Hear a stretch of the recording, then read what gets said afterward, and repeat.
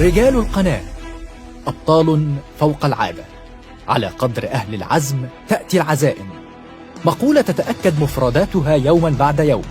على رجال القناة ممن حملوا الأمانة وتحملوا المسؤولية للحفاظ على قناة السويس شريانا للخير والرخاء. تاريخ حافل بالإنجازات صنعته أجيال متعاقبة عبر رحلة من الإنجاز والتحدي تزيد عمرها عن 150 عاما. كان فيها رجال القناة كلمة السر لمعادلة النجاح الممتدة، فاستحقوا عن جدارة أن يكونوا رجال المهام الصعبة وأبطال فوق العادة.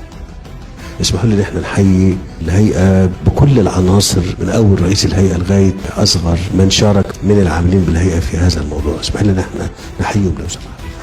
بعزيمة صلبة، قلوب تنبض بحب الله والوطن، وسواعد ذهبية لا تكل ولا تمل، تمضي مسيرة العمل بالقناة بخطى ثابتة تتجاوز معها كافة التحديات والأزمات. خبرات متراكمة وكوادر بشرية مؤهلة للعمل في أصعب الظروف. عمل متواصل على مدار الساعة في كافة المواقع، الجميع يعمل في صمت. تتكامل الجهود وتتحد الأهداف للحفاظ على ريادة القناة في رحلة عمل تتمركز بشكل رئيسي حول الملاحة البحرية، وتتسع لتشمل العديد من المهام والأدوار المرتبطة بها. تستغرق رحلة عبور السفينة عبر قناة السويس 11 ساعة تقريبا، إلا أن العمل في واقع الأمر يبدأ قبل ذلك بكثير. من وحدة البحوث والدراسات الاقتصادية يتواصل العمل لدراسة سوق النقل البحري وحركة التجارة العالمية والمتابعة اللحظية لكافة المؤشرات والمتغيرات الاقتصادية، بما يمكن معه تحديد رسوم عبور السفن للقناة ووضع سياسات تسويقية مرنة من شأنها الحفاظ على تنافسية القناة وجذب عملاء جدد. بتلقي طلبات عبور السفن للقناة عبر خدمة الحجز الإلكتروني على الموقع الرسمي للهيئة، تبدأ إجراءات تقدير الرسوم وإجراءات العبور بواسطة مجموعة عمل متخصصة من الأقسام المعنية بحركة الملاحة. وتتولى مراكز مراقبة الملاحة بمدن القناة الثلاث تحديد مواعيد القوافل بدقة بالغة ومتابعة عبورها عبر أحدث الأنظمة المتطورة VTMS، فيما يحرص مراقبي الحركة على تحقيق التواصل الفعال مع المرشدين ومحطات مراقبة الملاحة الموجودة على طول القناة. بمجرد دخول السفينة من المدخل الشمالي أو الجنوبي للقناة يتطلب الأمر تحديد حمولتها بدقة ومراجعة بياناتها من قبل مراقبي حمولات ورسوم السفن. كما يتولى عمال شركة الرباط وأنوار السفن تقديم خدمات الرباط والأنوار للسفن العابرة، وبتلقي المرشد التعليمات وتوقيتات عبور السفينة المعين لإرشادها يستعد على الفور للتوجه إلى مارينا المرشدين. لا يستغرق الأمر سوى دقائق معدودة ليصل المرشد إلى وجهته عبر السيارة المخصصة له من قبل جراج الهيئة.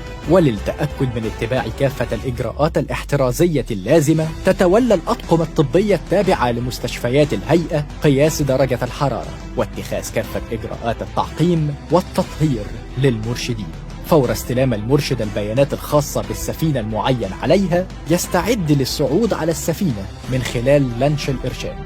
لا تتوانى الأطقم البحرية المدربة عن العمل حتى في أصعب الظروف المناخية، بما يضمن سهولة عملية تبديل المرشدين ووصولهم في المواقيت المحددة لهم بدقة. يشترط لعبور السفن بالقناة تعيين قاطرتين مصاحبتين من قاطرات الهيئة، وتتعدد وظائف القاطرات البحرية لتشمل القيام بأعمال المصاحبة والإنقاذ والقطر وإطفاء الحرائق.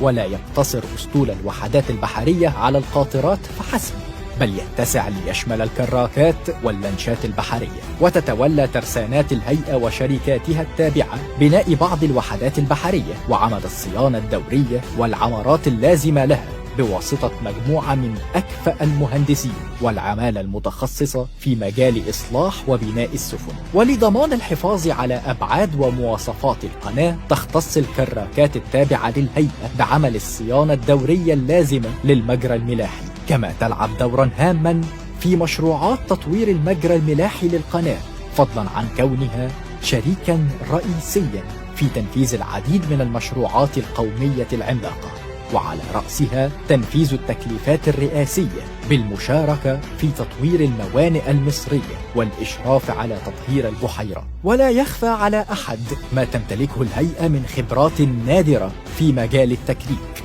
وهو ما تجلى في الدور البارز الذي لعبته كراكات الهيئة في إنقاذ وتعويم سفينة الحاويات البنمية إيفر جيفن، وهي العملية التي استحدثت استخدام الكراكات في أعمال الإنقاذ البحري. بالعودة إلى رحلة عبور القناة، يمكن للسفن العابرة معرفة مواقيت العبور والفواصل الزمنية بينها وبين السفن التي تسبقها أو التي تليها في القافلة من خلال الشاشات المجهزة بمحطات الإرشاد الموجودة على طول المجرى الملاحي. كما تعمل محطات الإرشاد على تحقيق التواصل الفعال مع مكاتب الحركة وتقديم العديد من الخدمات للسفن العابرة.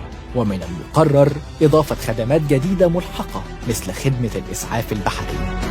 بتكامل جهود العاملين في كافة مواقع العمل، تتكلل رحلة العبور اليومية للسفن عبر قناة السويس بنجاح ضمن منظومة عمل تسعى للحفاظ على المكانة الرائدة للممر الملاحي الأهم، والذي يعبر به 10% من إجمالي حركة التجارة العالمية. نجاح ما كان له أن يتحقق إلا بوجود استراتيجية متكاملة تهدف إلى تحسين الخدمات المقدمة للسفن العابرة من خلال مشروعات عملاقة تستهدف التطوير المستمر للمجرى الملاحي بإنشاء جراجات وأماكن انتظار وقيسونات ومرابط تلائم السفن العملاقة وشمعات الرباط على طول القناة.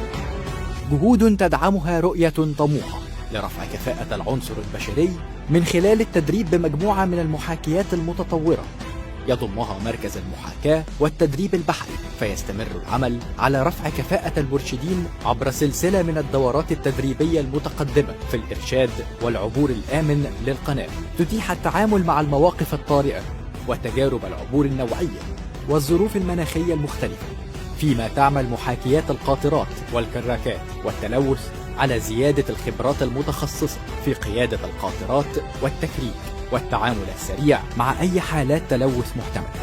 مسيرة عمل في حب القناة، جهود صادقة وعطاء غير محدود لرجال صدقوا ما عاهدوا الله عليه بالحفاظ على ميراث الأجداد والانطلاق نحو المستقبل بفصول جديدة من العمل والإنجاز والفخر.